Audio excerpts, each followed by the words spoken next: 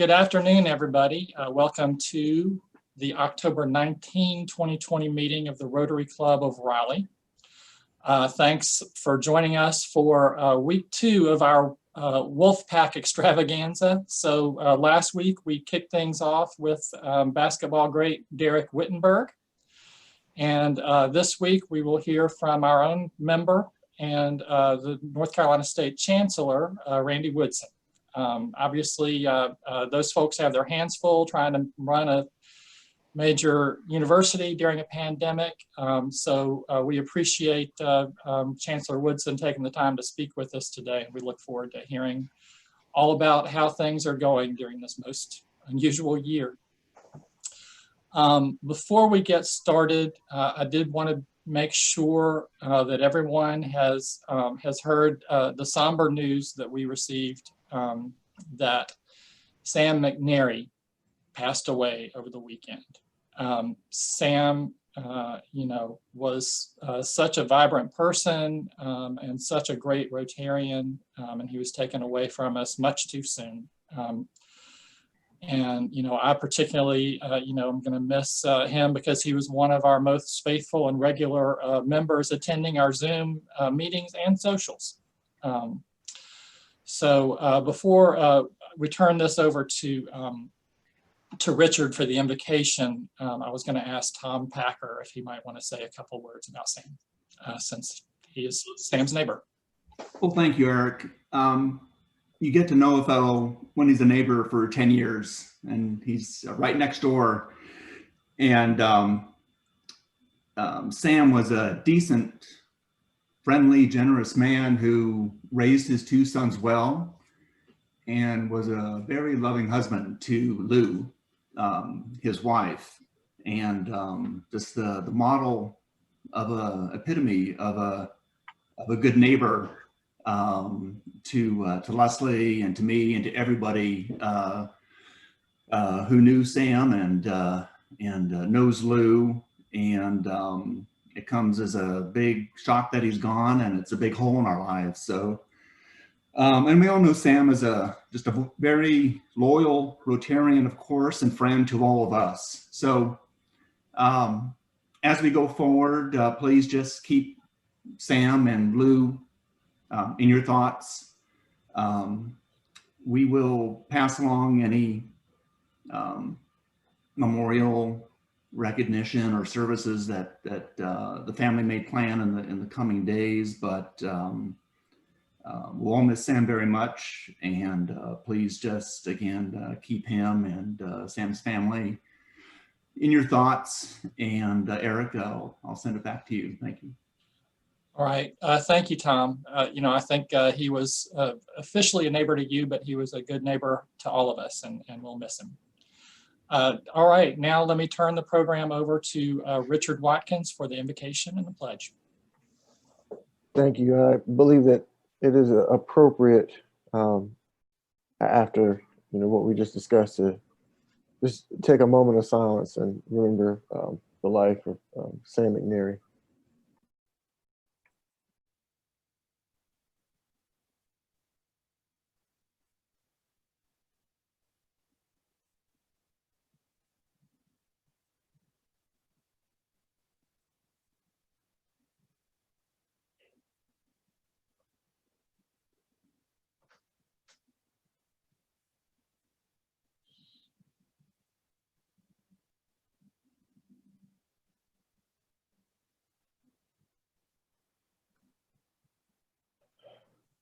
Thank you.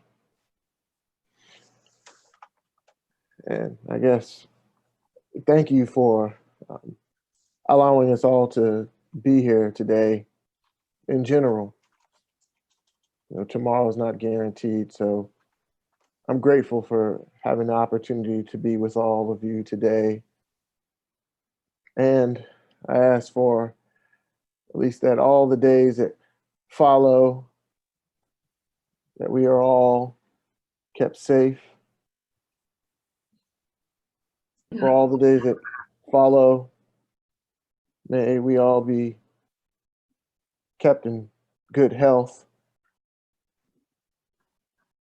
And may we all find peace in all aspects and areas of our life. Thank you. Thank you all for being here today. Would you all join me for the Pledge of Allegiance?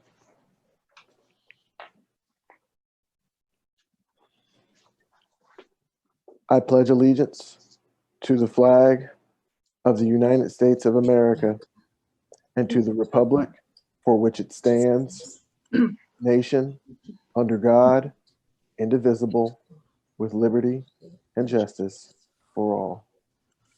Oh, beautiful for spacious skies, for amber waves of grain, for purple fountains' majesty above the fruited plain. America, America, God shed his grace on thee, and crown thy good with brotherhood from sea to shining sea. Thank you. Thank you, Sevelin. Eric? Thank you very much, Richard.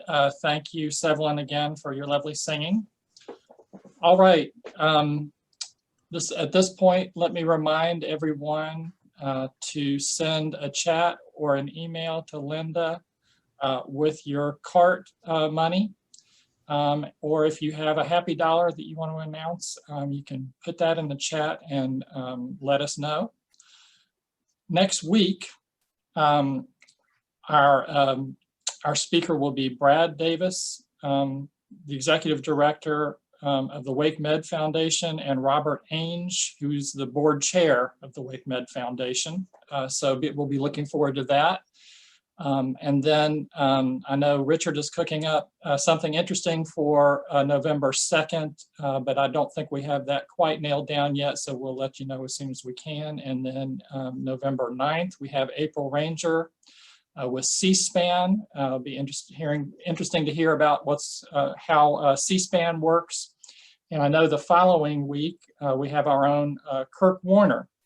Is going to be discussing his book, Zone of Action, and providing an inside view from his perspective as a senior Army JAG who served on the front lines of the Iraq War. But for now, I'm going to turn the program over to our foundation chair, Eric Larson, for a special Paul Harris presentation. Thank you, President Eric. And what I would like to start with, there are some people in the world, you're just glad that you know them. And Robin Hudson is one of those kind of people.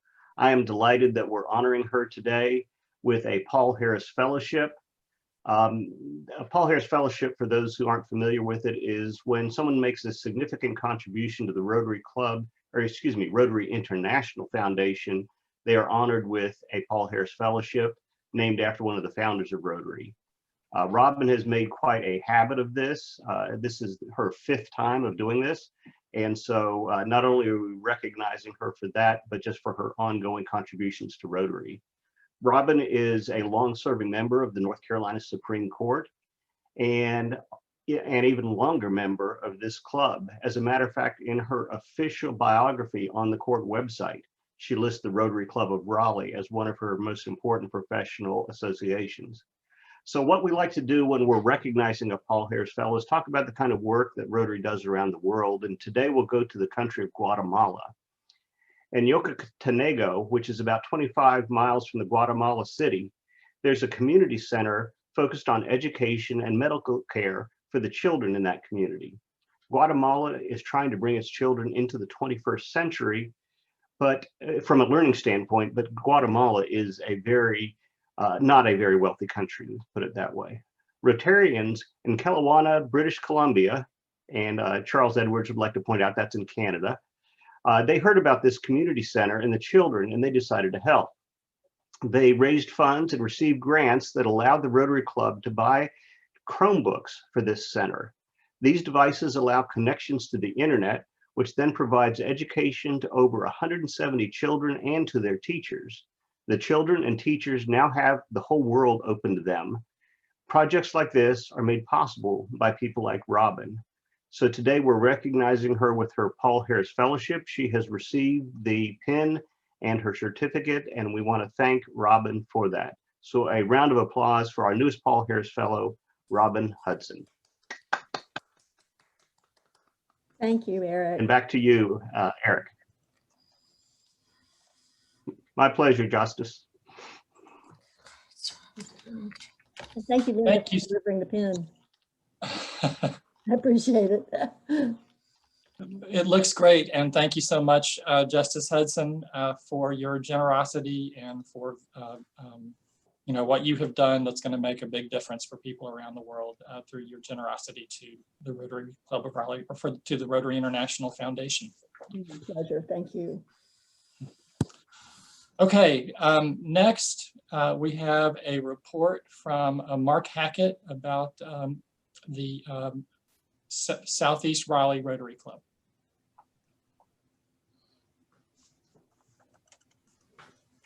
Mark, are you You're on muted?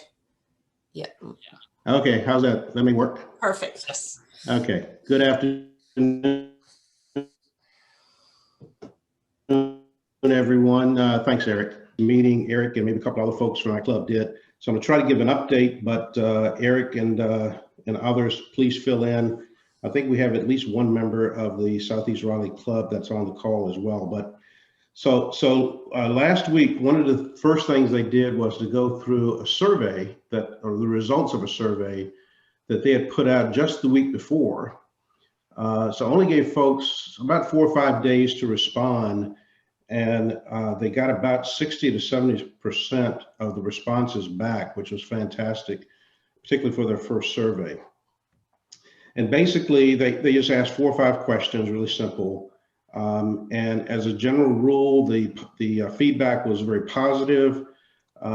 Folks seemed to like the meetings, the speakers, and the programs, socials, and so forth that the club is doing over Zoom.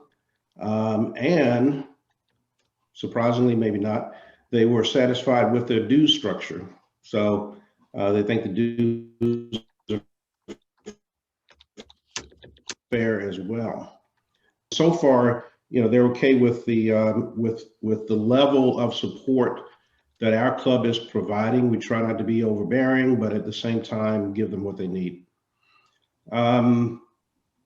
Let's see, I guess the main thing, not a complaint, but as we do, they are, a little stressed by not being able to get together face to face and do service projects and so forth. But other than that, it's a very positive survey.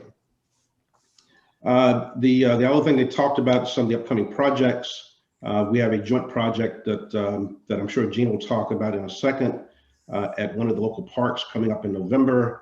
And they're still working on their fundraiser for the YMCA. And lastly, they're doing a volunteer project to provide candy for Halloween for City of Raleigh trunk or treat celebration. And I think that's about it. If I missed anything, I'll ask the others to please fill in blanks. Thank you so much, Mark.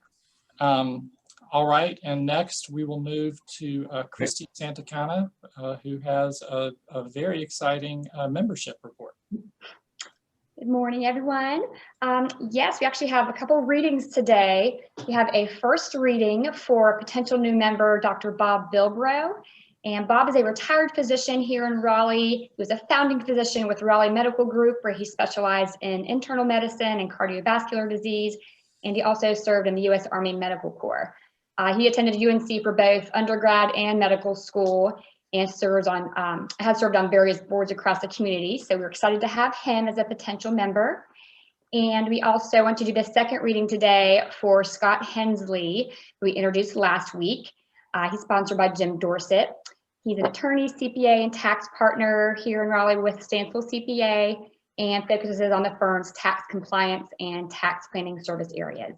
And once again, he's an NC State grad, and he received his law degree from John Marshall Law School.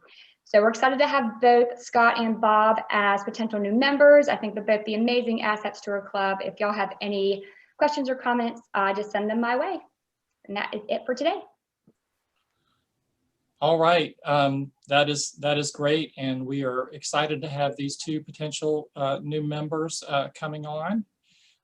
Thanks to everyone who kind of helped work with them to persuade them that joining our club would be a good thing to do. And please, all of you, be continually thinking about who would be a good addition to the Rotary Club of Raleigh. And if you have any suggestions, send them along to Christy, and we will reach out. All right, next we have an awful lot of information that Gina is going to want to share with you in her service report. Hey everybody, happy Monday or happy Blur Day, whatever, however you land on what day it is.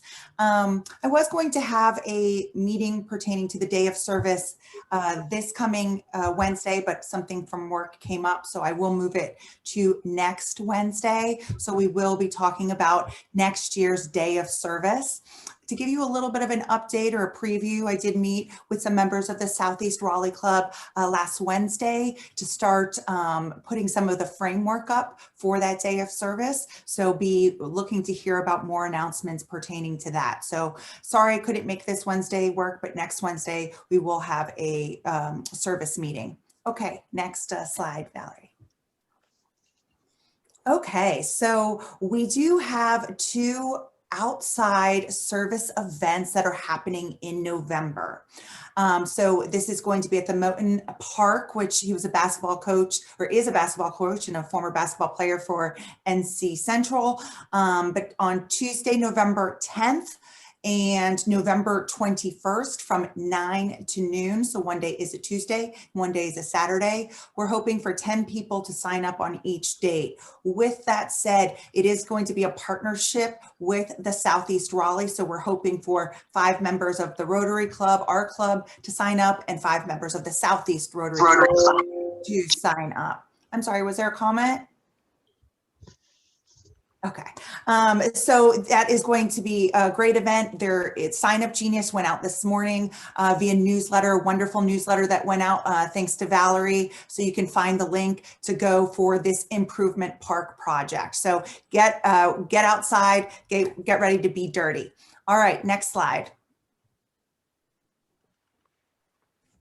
All right, this October 24th, if you have a chance and you want to spend about a 2-mile loop, join the Rotary Club of Durham for their World Polio Day walk. So they are going to have a socially distanced walk. People will be starting pretty much in like 5-minute increments to walk around a loop. So please join. I think I gave, if I haven't sent Linda an email about this, I'll make sure to send her an email so she can send an email out to the club. So you'll have all of the details, where to sign up, where if you wanted to get a World Polio Day shirt, what the link to that is. So I'll make sure if that didn't go out, that it does go out. But October 24th is World Polio Day. Hope to see you there. All right, next slide. Okay, we will be giving a lot more details on this wonderful social event that we'll be having on October 31. It'll be spooktacular, and it will be a fun, socially distanced event at the Art Museum. Box lunches will be provided. We're going to give more information on that through email, so make sure that you're checking your emails with different options, and there'll be an evite that's sent out. Also for this day, we are looking to have people bring new unwrapped toys for the Toys for Tots drive, which we will be collecting until December. So we're going to have more information on this. The board meets tonight to kind of shore up a lot of the details in terms of our quarter 4 2020 plan. But I am looking forward to seeing some of you guys live and in person soon. I think that's it from my end, Eric. All right, thank you so much, Gina. You know, I know if you guys are like me, you have been wishing for an opportunity to actually see people in the flesh. rather than just on Zoom. And so thank you so much to Gina and to the other members of our board and Linda and everyone else for helping us to put together these 4 different opportunities here in the next couple of months for us to be outdoors in a socially distanced, safe way, and actually see each other in the flesh in person and do some volunteer work and service together and enjoy some social time. So please, keep those on your calendar, and we look forward to seeing you out and about. All right, at this point, I think we have a couple of guests that we need to announce, and I know Jim Graham is there. It looked like in a conference room with his guest, and we may have others as well.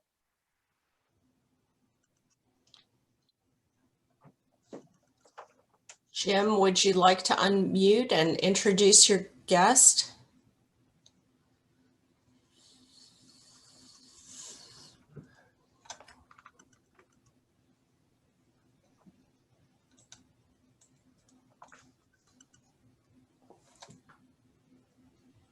I see you.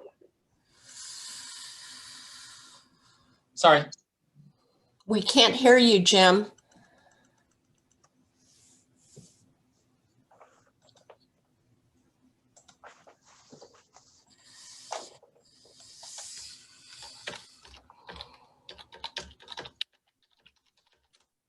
All right, it sounds like Jim is having some technical difficulties with the audio. So we do have his guest there.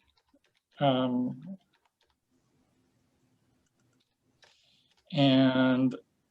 it's former Raleigh Rotary President, Pete Van Graffeland.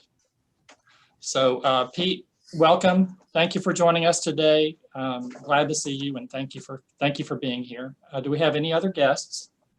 William Twitty, not sure whose guest that is. If you would like to unmute yourself. Good afternoon. My name is William Twitty.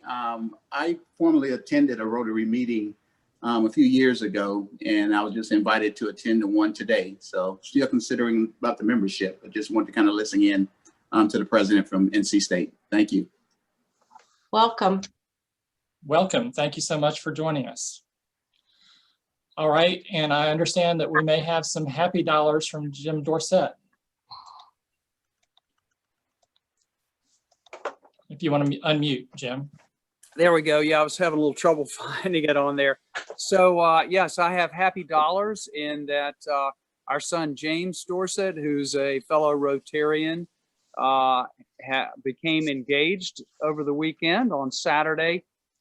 He took a knee on the island in the middle of the lake here at Grandfather Mountain, and with family on both sides hiding in amongst the rhododendron, and we rushed the field when she fortunately said yes. And so the young couple are moving to Charlotte. James is with ADP and got a nice promotion, and they're actually looking at houses in Charlotte today. So we'll miss having them in Raleigh for the time being, but very excited about their engagement. And she's such a lovely girl that we just couldn't be happier. So Linda, I'll be sending you some significant happy dollars. That's great. I'm so glad you got the right answer there, so you were able to spring out. Yeah, it would have been really awkward otherwise. Thank you, President Eric. All right, congratulations. That's exciting news. It's the circle of life here at the Rotary Club this week. All right, let's wish a happy birthday to Greg Hunt. It's his birthday today. And a happy anniversary to Randy Frazier and Pam, 42 wonderful years of marriage for them. So that's a great accomplishment. Congratulations to you guys. And now, without further ado, let's move on and hear from our speaker. So Dr. Randy Woodson became NC State's 14th Chancellor back in April of 2010. He leads the largest university in North Carolina with more than 34,000 students and a $1.5 billion budget. Under his leadership, the university created and implemented the pathway to the future strategic plan that has elevated NC State's recognition among the nation's top public research universities. Dr. Woodson himself is a nationally recognized scholar and academic leader. He came to NC State after having served as the provost and executive vice chancellor for academic affairs at Purdue. He's an internationally renowned plant molecular biologist specializing in reproductive processes in agricultural crops. He earned his undergrad degree in horticulture from the University of Arkansas and his MS and PhD degrees in plant physiology from Cornell. Under Dr. Woodson's leadership, NC State has become a leading university for 2 NSF engineering research centers, a Manufacturing USA Institute, and a partner on 6 others, and expanded to more than 75 industry and government partnerships on its nationally recognized Centennial campus. NC State has also garnered national and international recognition for its faculty and student scholarships. Under his leadership, NC State has become a preeminent research enterprise known for solving real-world challenges, a true think and do university. Woodson's strategic vision has enabled the university to advance in areas of student success, innovative research, and collaborative partnerships. This has resulted in students ready to solve real-world challenges, public-private partnerships that transform ideas into solutions, and a creative, engaging center of learning and exploration for all, including but not limited to my son, Philip, who is a junior in the business school there. Thank you very much and welcome to Chancellor Randy Woodson. Thank you, Eric. Good afternoon, everyone. Can you hear me okay? Yes. You know, I don't know about the rest of you, but I'm spending so much time on Zoom and it's a little disconcerting to constantly be looking at yourself on a monitor. And so every day when I'm on Zoom, I look at the screen and I think, when did my father become the chancellor at NC State? Because I don't know who this old man is. I can tell you this year has definitely aged me a bit. And so I thought what I'd do is spend a little bit of time talking about some of the challenges that we're facing in higher education. I talked to my colleague, Kevin Gusowitz at UNC Chapel Hill almost every day, but certainly several times a week. We both had similar kind of challenges. So this is not unique to NC State. Let me start by reminding you all what we do. We're a large university, as you heard Eric say. We're a university with a lot of very applied disciplines, things like agriculture, engineering, forestry, but then we're a very comprehensive university with strength in sciences and business, as you heard Eric talk about his son, who's in our Poole College of Management. So we're a comprehensive university, but a lot of what we do at NC State is very hands-on. That's why we live by the motto, think and do. And so a pandemic where you have to be physically distant and it's challenging for us to have students living in congregate living like resident life, et cetera, it really is at odds with our overall way to instruct our students and the way we engage our students. So this has been a very challenging time. If there is good news for us, it's we are a national leader in online education. So while it's not true for all of our faculty and certainly not true for all of our disciplines, we do have a lot of experience in teaching remotely. So to remind you all, when we started the semester, we started early, and the rationale there being that we were trying to outrun the virus. We were trying to get ahead of the virus. And as you see now, we're in another wave, or at least potentially another wave of infections. And so our plan, following all the models, was to start early and end before Thanksgiving, so that we wouldn't have students coming and going. Well, best laid plans, can be put aside because quickly both us and we started the same date as UNC Chapel Hill. And shortly after the return of our students, we began to see significant clusters of infection, primarily associated with living arrangements of our students. So it was most prominent in Greek housing. And for those of you that remember or know what it was like in fraternities or sororities, you got 40 or 50 young men or women living in a single house, eating dinners together, watching television together, playing video games together, whatever they do in those houses, they do together. And that turned into a real source of challenge.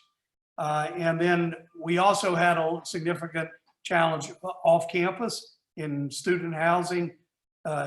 Any of you here in Raleigh that have driven down Hillsborough Street in the last few years has seen the explosion of quite nice student housing complexes up and down and in around our campus. And that turned out to be a bit of a challenge as well. We went into the semester with all the plans that the CDC and Department of Health and Human Services and others could help us prepare for. We reduced the size of classes. We had about a third of our curriculum face-to-face. The rest was either online or hybrid, some face-to-face with online.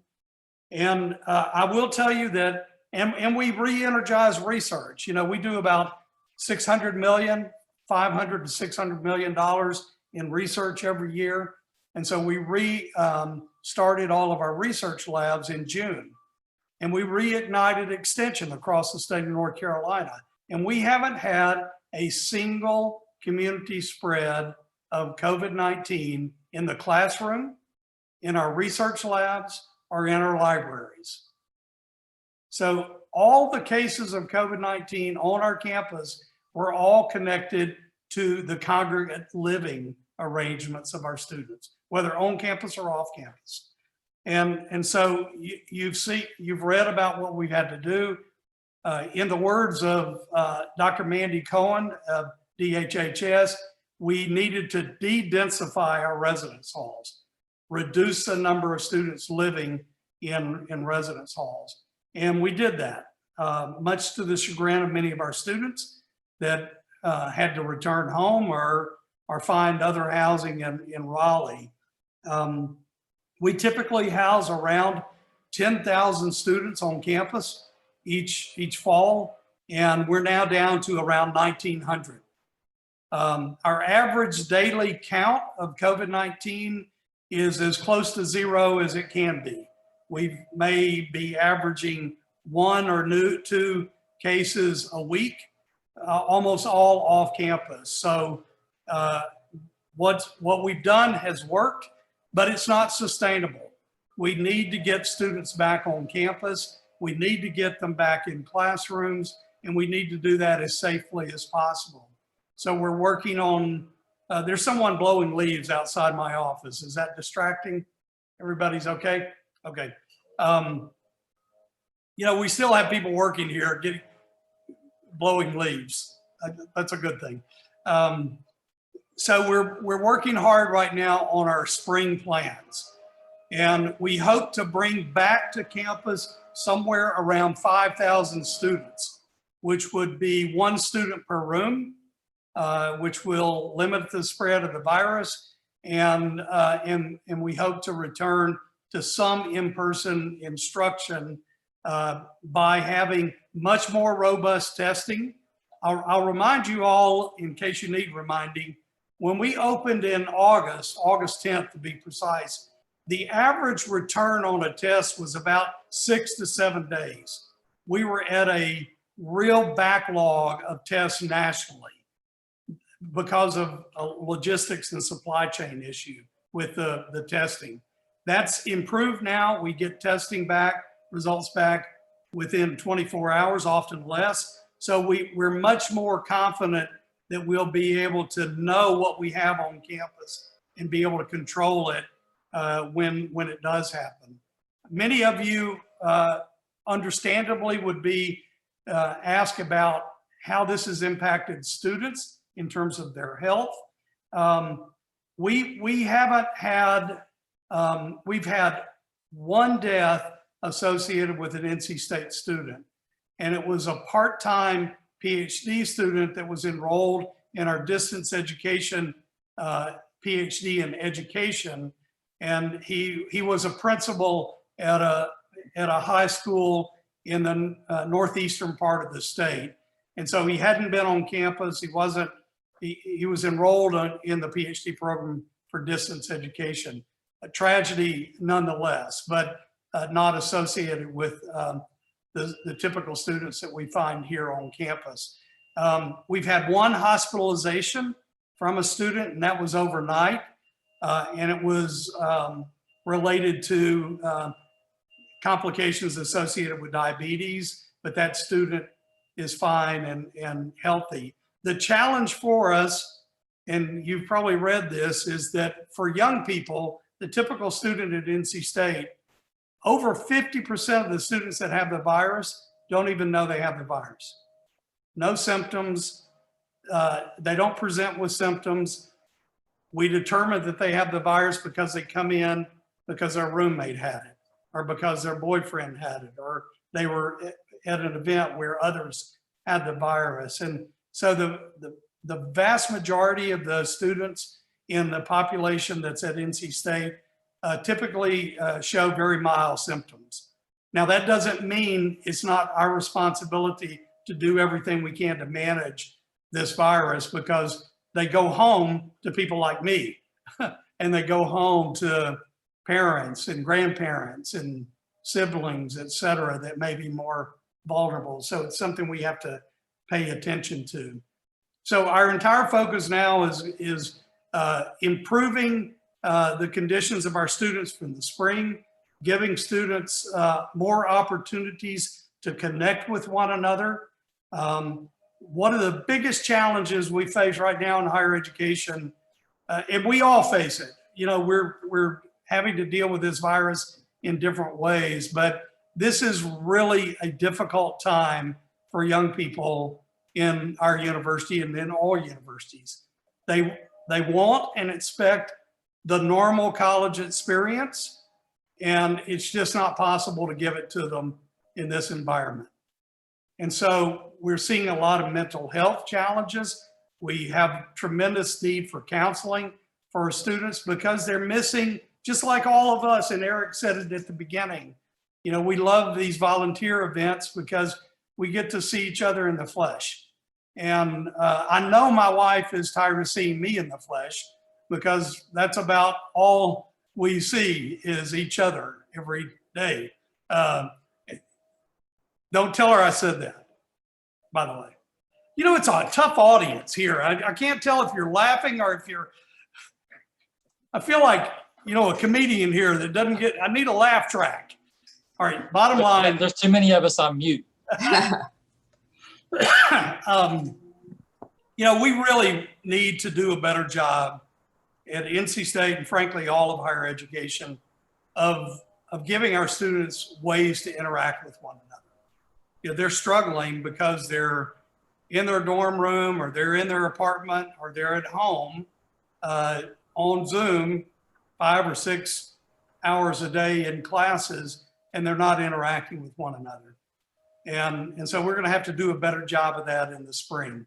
And then hopefully, God willing, we'll start to see evidence of a vaccine and being able to get our students and our campus back to some semblance of normality. But I do want you to know we are open. We never closed. Our libraries are open every day. Students are coming onto our campus every day from all over the city of Raleigh and the county, and they're doing that safely. When they're on campus, they're wearing their mask, they're going in tally, and you know, so it's, you know, it gives the impression that we're closed, but we're not. And research, as I said earlier, research is fully engaged. So things are going about as well as they can. but it's a challenge. So I'm going to try to, let me look at some of these. Eric, do you want me to try to read the questions, or you want to? I can, Chancellor Woodson. This is Linda. So I am happy. So I am happy to do that for you. Good. Thank you. The first question, Chancellor, is from Eric Larson, and his question is regarding research at NC State. It has been prominent in research in the past. Can you please provide us with an update on research at NC State? Do any particular highlights come to mind? Yeah, I'm not surprised to get that question from Eric, and I'm happy to provide. Before I do, I've got to put a plug in. If you haven't voted, Tally is open, Tally Student Center, free parking. Don't worry about it. Come on in. Susan and I went over Sunday afternoon, walked right in, sit right down, vote early and often. Okay, that's it. That's my, so Eric, you're right. Research is a strong suit of NC State, particularly in fields I mentioned earlier, in agriculture, engineering, textiles, et cetera. I'll give you a couple of examples. You know, North Carolina, and I see a lot of gray hairs like mine on the screen. North Carolina has a long and deep history in textiles, and a lot of people think that industry has left the state. It's changed. And so our textile school is doing tremendous work in the area of medical textiles. In fact, together with colleagues at Case Western Reserve in Cleveland, we just developed using textile material, synthetic textile material, new stents that are proving to be much more effective for people that need stents to enhance blood flow. So that's an example of new technology coming out of the School of Textiles that used to be about weaving socks and underwear and towels. That still happens, but increasingly it's about medical textiles and other polymer and polymer chemistry. The college, you mentioned, Eric, when you introduced me, that we have two very large engineering research centers. Actually, we're one of only 2 universities in the country that has been chosen to lead 2 of those centers. And both of them are in fields of electrical engineering. One is related to the power grid, something everybody on the screen doesn't think about often. But if you think back to Thomas Edison, we still transmit electricity in this country the way Thomas Edison taught us how to do in the early part of the last century. But if you think about the computer that we're all on now, it's a digital technology, not an analog technology, the way electricity is. So we're completely re-engineering the power grid in our country. Actually, one of our really strong companies in North Carolina is ABB, the Swiss power electronics company.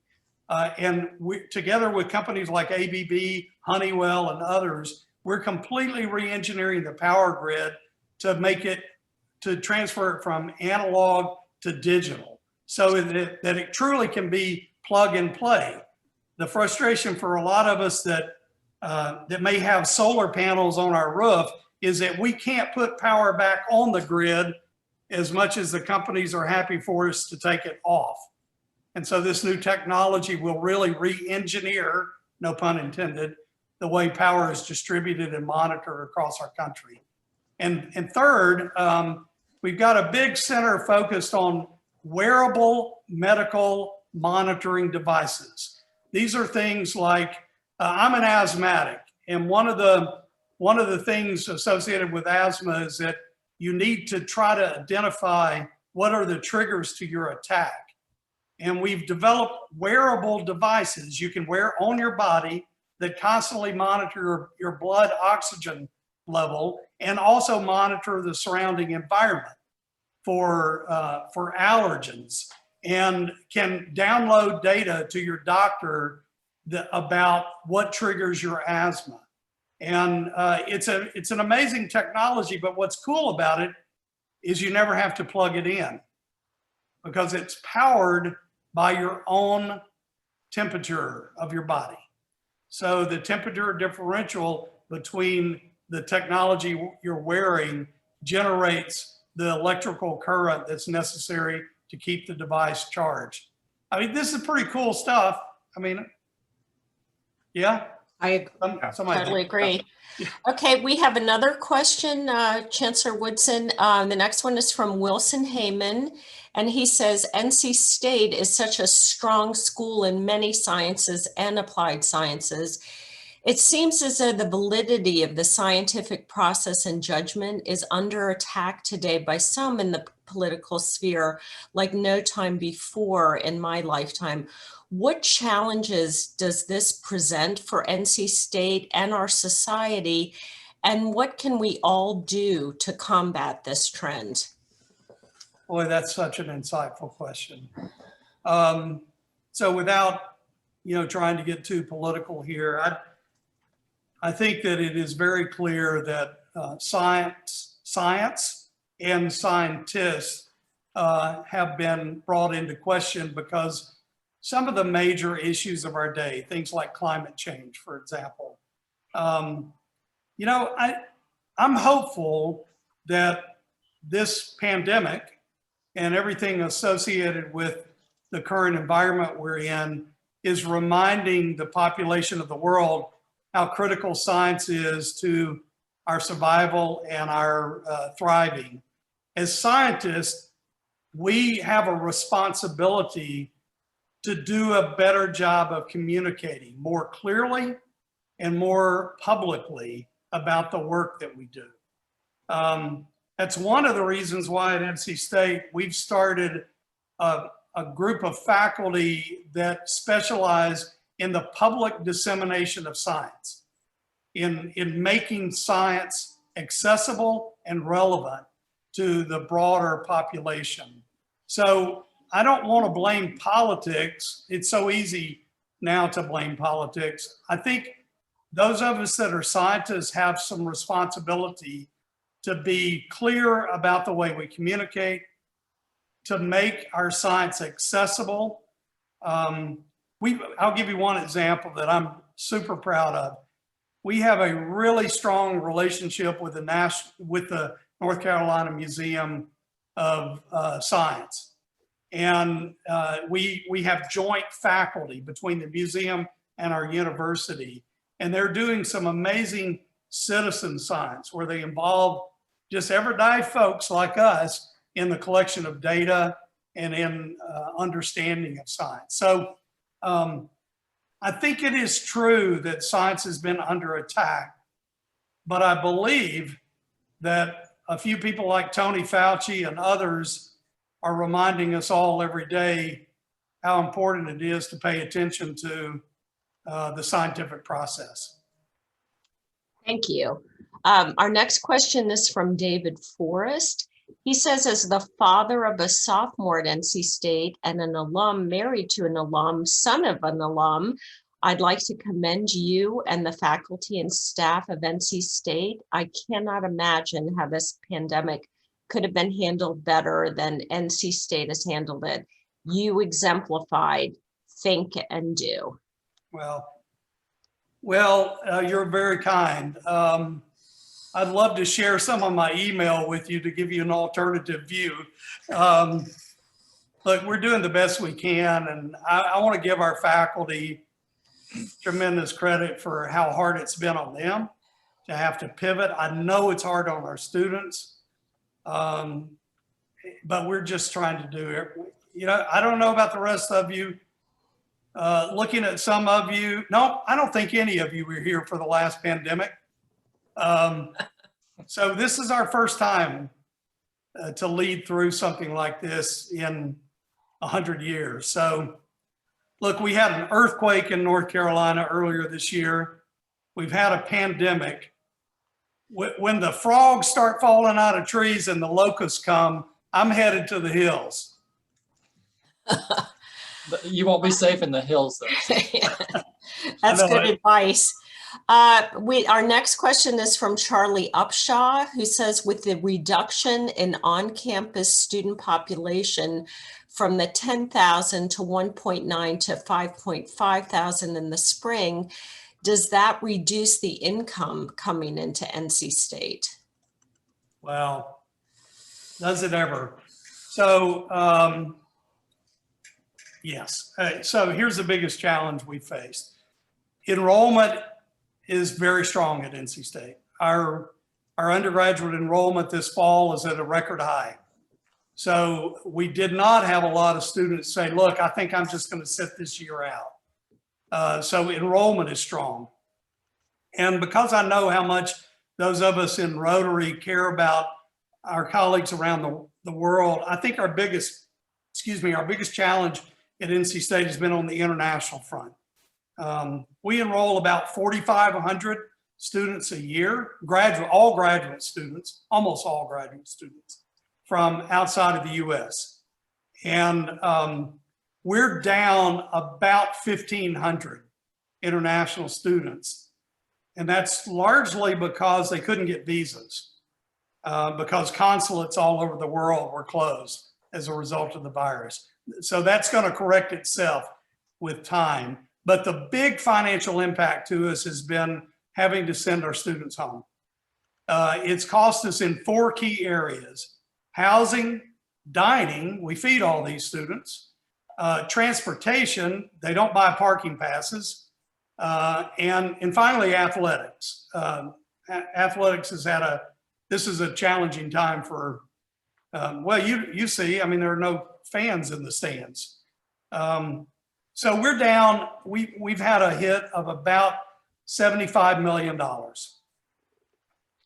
our budget is 1.7 billion. So when you think about it in the context, it's not overwhelming, but it is people's lives. I mean, there are people that work in these areas. And frankly, the bigger issue for me is that you all, you visited universities, you remember it. You go in the dining hall, dining at almost any university campus is a source of employment for a lot of students. And we don't have wealthy students at NC State. The vast majority of our students need to work and our own financial aid. And so when you have to shut down dining, you really shut a lot of young people out of employment. And I worry about that for a lot of our students. We're going to be fine because we'll manage our debt, we'll manage our workforce, and if we can get some students back here in the spring, it'll improve and it'll give our students more employment opportunities. But it's been hard on a lot of people. Thank you. From Mike Toddy, what will graduation look like at the end of this semester and next semester? Yeah. Well, this is a source of a lot of fun emails I'm getting today. So when we had to pivot last spring, none of us knew what this virus was going to do, how long it was going to last. And so we told our students, we want to hold out hope to be able to hold an in-person commencement to celebrate our graduates from last May. Well, we've lost hope because of the current state of the virus, the executive orders in the state. It's just not rational for us. In fact, frankly, it's not even legal for us to hold a large in-person gathering inside PNC Arena for our graduates. So we're going to have a really interesting virtual commencement celebrating our May and December graduates. It is going to be interesting because it'll give us more of a chance it'll be less pomp and circumstance and more, letting students take the floor to talk about their experience at NC State. We're going to have a phenomenal speaker, a young woman named Christina Cook, 3-time NC State graduate, spent 328 days on the International Space Station, coming home last spring. The longest woman to the woman that spent the longest time in space, not the longest woman, she's not that tall. She is very fit though, I will tell you. Don't be careful with Christina. So she's going to be the speaker, and we're going to be able to recognize her with an honorary doctorate, which is a wonderful thing for such an accomplished person. So we're going to make the best of it. Next spring, we are setting the date for commencement. We're not going to make a prediction about what that commencement will look like until we have to, but we're going to continue to do everything we can to honor our graduates. Thank you. And from Kevin Summers, some universities are quarantining 6 students in an isolating housing arrangement to get well versus sending them home to risk exposures in the community. Is this being considered at NC State? Not only considered, we did it. We've done it. We have, in fact, when we had to depopulate our residence hall, no student was sent home that had the virus or had been in touch with someone that had the virus until they completed quarantine, unless their parents signed off on it and they committed to quarantining at home. So yes, we set aside, that was actually one of our biggest challenges. We started the semester with 170 rooms set aside for quarantine. At the peak of our infection on campus, when we were averaging around 150 new cases a day, we had every room occupied, plus the State View Hotel and the Aloft. So we peaked at around 300 students on campus in isolation and around another 1,500 off campus in isolation in their apartment or the Greek house. That's a lot. All of the ones on campus, we had to feed, water, and do wellness checks twice a day. So that's a logistics issue. In spite of all of that, I mean, it worked, but in spite of the challenge with it, we intend to triple that capacity for the spring. So those of you that know our campus well, you know it's a residence hall called North Hall. It's on Hillsborough. It's an old hotel. So every room has its own HVAC, has its own bathroom. And so that entire complex, along with Avent Ferry, which also was a hotel before we purchased it, we're taking those 2 complexes and making them entirely quarantine. We've built dining facilities for catering to be able to feed students that have to be isolated. But honestly, our preference is to let students quarantine in their room. And when we have more students that are single room occupancy with their own bathroom facilities, we'll be able to leave more of them in their room. And I don't know about you, but when I'm sick, I need my stuffed animals around. Okay, it's just a joke. I'm trying to make sure it's still out there. But I mean, people want to be in their room. And to the extent possible, we're going to try to, if students need to isolate, we're going to try to isolate them in their room. But we'll have about 3 times the capacity for quarantine and isolation in the spring that we had in the fall. Well, Chancellor Woodson, I want to be conscious of your time because I know that's precious. Do you have time for one more question? Yeah, sure. All right, from Lucy Inman, is there a uniform procedure or recommended best practices for professors to ask students online general questions aimed at checking in on their mental health and well-being? Lucy, that's a huge issue for us. And frankly, it's what the short answer to your question, no, there's not a standard protocol.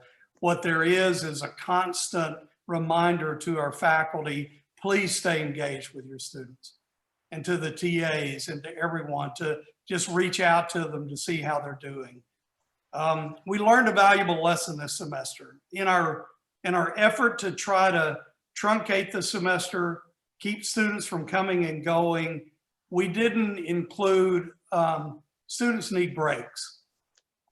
And so next spring, what we're doing is we can't give them a spring break, because the last thing we need in Raleigh is for 36,000 students to get on a plane and fly to Fort Lauderdale and to hang out on the beach and to come back to Raleigh. Do you agree? Okay, good. Yes. But students need a break. And so we're going to give them those 5 days, but they're going to be spread through the semester so that they get a break. And we're imploring our faculty, we're begging our faculty. And those of you that are associated with universities know it's hard to tell faculty anything because of academic freedom. You can't really tell them how to teach their course or how to manage their students. But we're asking them, we're begging them, give them that day off. Make sure you don't assign extra work. Make sure that there's not a homework assignment due the day they get back, so that our students will get some critical breaks. But Lucy, to your point, we're asking our faculty constantly to check in with students. And many are, but you know, if you're that lucky professor that teaches Chem 101 to 350 students, you've got to be creative about the way you check in with them. All right. Dr. Woodson, thank you so much for your time and for responding to all of those questions. I think reading between the lines of what you said, the main thing I got out of this was that apparently in your research facilities there, you have come up with a way to make people much longer. And I think that's great. And I think it's going to be excellent for the basketball team going forward. So keep up the good work there, and we'll look forward to some taller NC State players. But seriously, we appreciate everything you do. I know you guys are all struggling through a difficult time like we all are, but what shines through is your care for the university and for the students. And we thank you for that, and we thank you for the update. Thank you all. It's good to be with you. Thanks, Bill. All right. With that, fellow Rotarians, we will go ahead and close our meeting as always with the four-way test. So let us repeat in unison of the things we think, say, and do. First, is it true? Second, Is it fair to all concerned? Third, Will build goodwill and friendships. And fourth, will it be beneficial to all concerned? Thank you very much. We are adjourned. Thank you.